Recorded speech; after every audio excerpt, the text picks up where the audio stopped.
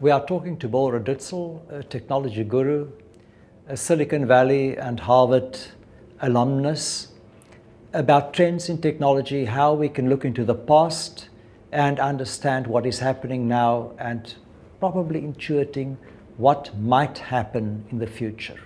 What are signposts to look out for what is going to happen in the future? In our previous talk, we asked Bill what was the most important law in shaping technology in the past and in the future. He replied, Moore's law. I'm now going to ask Bill, what would you rank as the second and third most important laws in shaping trends in technology?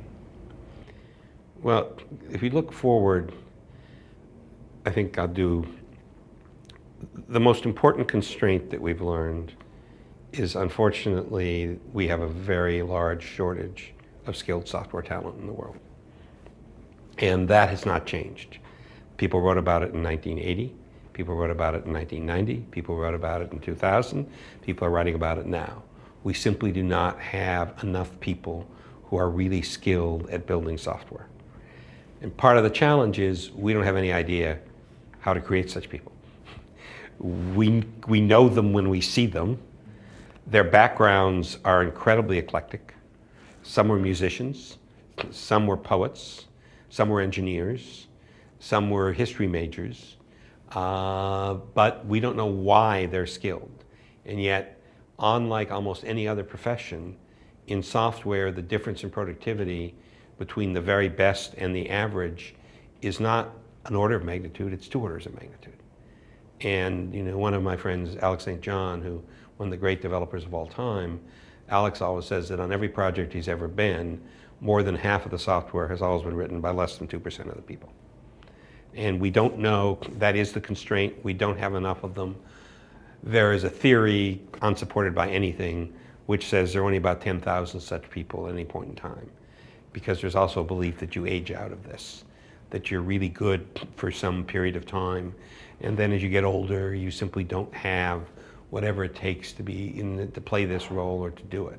I don't know, but I mean, there just aren't enough, and that's why you see people flocking to Silicon Valley, because that's where the price for this talent is paid, and you can make $1 million a year or $2 million or $3 million a year as a developer in Silicon Valley. So if you're making $80,000 in Kansas City, Missouri in the United States, and you're a great developer, why wouldn't you move? But there just isn't enough. And the second thing is the flip side of that, which is that as the core technology has gotten better, cheaper, faster, and more stabilized, what really matters now is creative talent. And a lot of companies are having a lot of trouble figuring out how to manage the creative talent that they need, because they're very dependent. And creative talent is what builds the user interface for a product. Creative talent is what realizes how to express the human need in the software in a way that people can relate to it naturally. When you hand somebody great software, but it comes with a 500-page manual, it's not great software. The ideal software has to have no manual. And the people who can create that are probably even more scarce than the top code developers. And so we're looking for people who can do that. And then I would add a third one on, which is the other big thing that people can't find today are people who can interpret data. There's lots of data out there. We have the ability to process it. We have the ability to analyze it. But what do you make of it? And it turns out that that's a very rare skill as well. And trying to find people who can look at data and see the data and the trends and say, from that, I know that we should go do this. That turns out to be a very rare skill.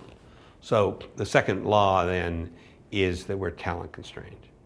And it's human talent constrained. And there's no amount of engineering that's going to solve this, that we have found anyway.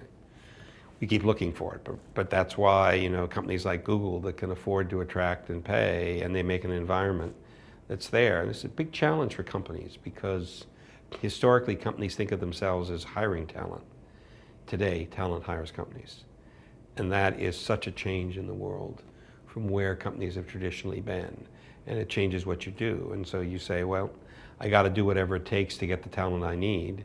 Well, then I got to adapt to that. And that's a big change. There are a couple of explosive thoughts in what you just said, Bill. 2% of the developers writing 50% of the software on any given project. Second one, today talent is hiring the company isn't hiring the talent. I think those are two concepts that we need to explore in future conversations. Thank you so much. This was our second talk with Bill Redutzl in our series of talks about the history of technology and what laws are shaping the future. Thank you so much.